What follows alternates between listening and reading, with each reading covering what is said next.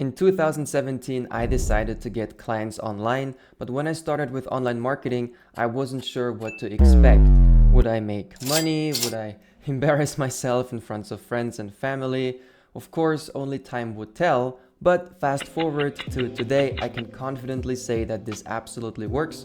And so here are 10 tips, tricks, strategies, hacks, or recommendations for successfully getting clients with online marketing. The first tip is to pick one social media platform. Ironically, I did this really well back when I started out, but when I was making more money, somehow I refused to follow this rule, and it was pretty stupid. The point is, to run a six-figure business, you really only need to figure out one platform. Whether that's YouTube, Instagram, Twitter, Facebook, it doesn't really matter. Just pick one and get really serious about it. That means you create a daily routine that's between 30 minutes and 1 hour long. You post every single day. You can also do that by scheduling your posts ahead of time, of course. But then you also have to write comments on other people's posts every day. And you want to study the metrics that work for you and your content. And so as you can see, there's plenty of things to do. And if you try to achieve all of that on multiple platforms,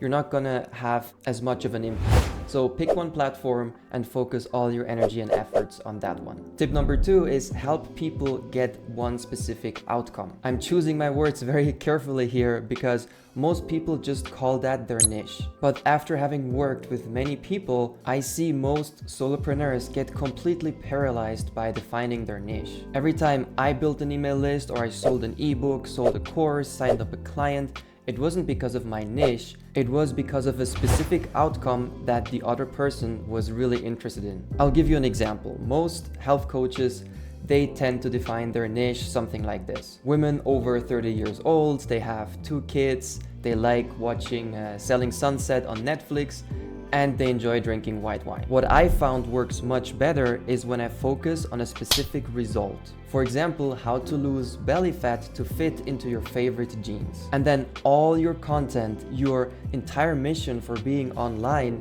it always refers back to that outcome. Your entire presence, it should tell people, let's lose the belly fat and let's get you back into your favorite jeans. And then of course in your content, you share tips, strategies, stories, examples to help people achieve exactly that outcome. I know that niching down can be a confusing step, so if you have questions, write them in the comments below and then I can reply. Tip number 3 is share your values and your interests. Why do celebrities make public donations? And why do celebrities show themselves as caring husband, father, or wife or mother? It's to convey their values to their audience. Before a person hires you, they first have to like you and trust you. That's exactly why it's important that you also share your values and interests. If your audience thinks that you're a cool person and you solve a problem that they want to get rid of, then you'll have no problem signing up clients. So get clear on your values and which of these values you want to share publicly with your audience. In my case, I often talk about freedom and autonomy. I had a high-paying career in the financial industry and I walked away from that because I was sacrificing my autonomy and too much of my freedom, and I didn't want to live like that. And when I build my business, I also express my freedom and my autonomy so that I can attract those people who feel the same way. You can do the same thing by sharing stories about yourself and also just giving examples of how you live your life. Tip number 4, I'm calling it consistency is quality. When it comes to creating content online and especially on social media, often the word value is thrown around. It is said that you have to provide value to build an audience. What I've learned over the years is that what's considered as valuable depends much more on who posted it. A big established account can post the same thing like a small new account, but when the big account posts it, it's considered as valuable. When the small account posts it, it's considered as less valuable. It's just how these platforms work and also how humans work who are always looking for social proof. I would say certain types of YouTube videos are an exception, but that's a completely different topic from what I'm referring to here. So what I've learned is that consistency is quality. If you're posting often enough for long enough, what you'll be posting will be considered valuable because you've been consistent. So what you have to do is you have to post every day and you have to be active every day for at least 6 months. Some people make it happen after 3 months, others it takes up to 1 year. and there's anything in between. But next time you hear someone say value, value, value, translate that to consistent, consistent, consistent. Tip number 5 is build an email list. And you've probably seen this tip coming. There isn't much to say about it. It's pretty straightforward. Give something away for free. In return, ask for their email address and start building your list. If you want my recommendation, I would sign up with Aweber. I love their email software because it's super easy to use and they make a great job at delivering my emails to the inbox and not ending up in the spam folder. So what you do is you create your own website, you make a simple landing page where you describe what it is that you're giving away for free. At the bottom, you put the opt-in box from Aweber, and that's how you start building your list. And by the way, if the thing that you're giving away for free isn't making people sign up, then just try something else. It's really as simple as that. For example, I'm giving away a free guide that is called How to Get Your First Client Online. And this month it's converting at around 20%. You can download that from my website, CreateGrowProfit.com/first-client-PDF. Tip number 6 is send 2 emails per week. Now that you're building an email list, you also need to communicate with it. I was always going back and forth on how many emails to send per week because it does depend on various factors. But if you ask me for general advice, I would say 2 emails per week. And if you think 2 emails is too much, then you're probably the kind of person that should be sending 3 emails per week. No, okay, jokes aside, 2 emails per week really isn't too much. And if someone on your list thinks that it really is too much, then let them unsubscribe. They weren't your ideal audience anyways. I also recommend writing short emails. Don't write these long, bloated newsletter style emails. Write them short and snappy, give away a good tip or share a cool story or an example. And then your email list will see you as a valuable addition to their inbox. Tip number 7 is write a book. You might think that writing a book is something you can do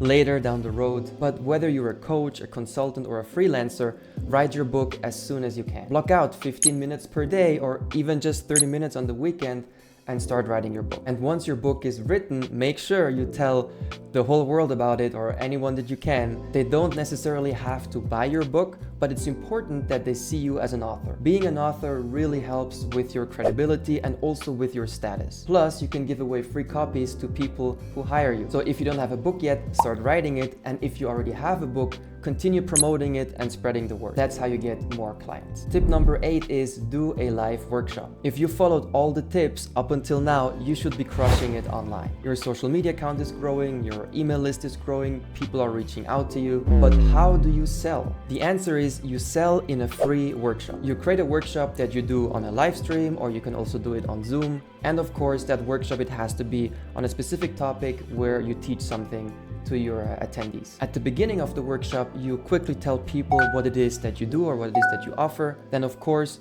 you teach everything, you give tons of value and advice and tips. And then at the end of the workshop, you tell people again what it is that you do and what it is that you offer, and you invite them to book a call with you. Of course, there are many ways to optimize your workshop and to optimize your pitch. And if you really don't know how to create a workshop and you don't know how to create your pitch, then the easiest thing for you to do is go to my website, CreateGrowProfit.com, and book a call with me there. But once you know how to do the workshop, that's when you invite your email list, all your followers, any person who has ever reached out to you.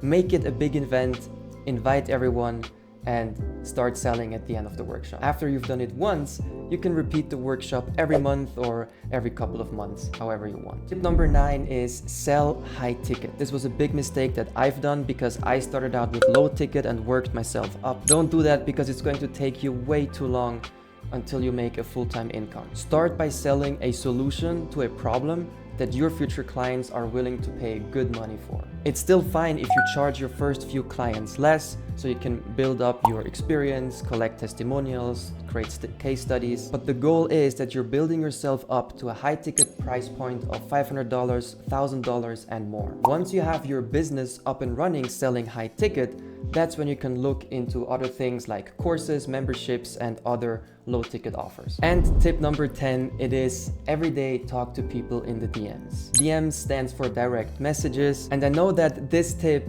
very few people are actually going to do it. And honestly, that's also why very few people eventually end up signing clients. But believe it or not, I was exactly the same. When I started online marketing, I wanted everything to be automated. That was my dream. I even turned off all my DMs. It was impossible for anyone to reach out to me. Looking back, that was very stupid and very stubborn. And even back then, more successful online marketers, they always told me, but I just thought, nah, I'm not gonna waste all my time chatting with people. So if you're doubtful, I totally understand, but look, here is the truth. Every DM is either your next client or they know someone who could be your next client. So what I recommend is that every day you block out 15 minutes where you reply all your DMs or you send messages to people that you want to reach out to. In my free guide, I explain in great detail how to send DMs that don't offend anybody and that lead to clients. It was exactly how I got my first few clients online, and as I mentioned earlier, you can download that guide from my website. I also created an entire series on the best content marketing strategies. Click here to watch that next. My name is Morris from CreateGrowProfit. Thank you so much for watching, and I hope I will see you in the next video.